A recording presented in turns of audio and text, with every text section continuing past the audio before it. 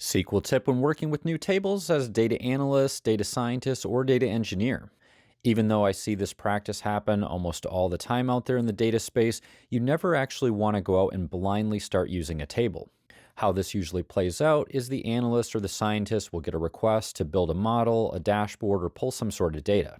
Since we rarely have proper documentation out there, a lot of data analysts or scientists will go right over to the database, they'll start looking for the appropriate table, and then they'll use what they find.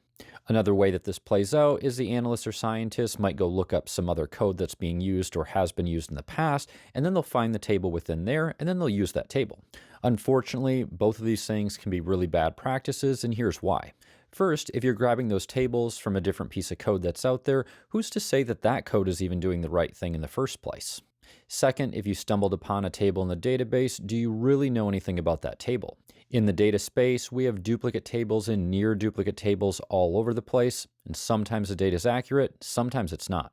And for those tables that do have accurate information, it might only be accurate under certain specific conditions.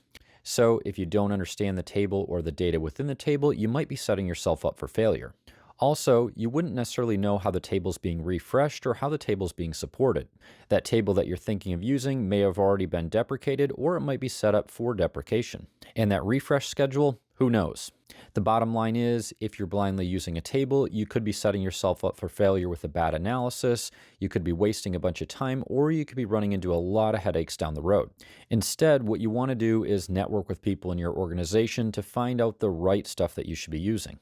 But when you do this, don't just simply ask, can I get access to this table?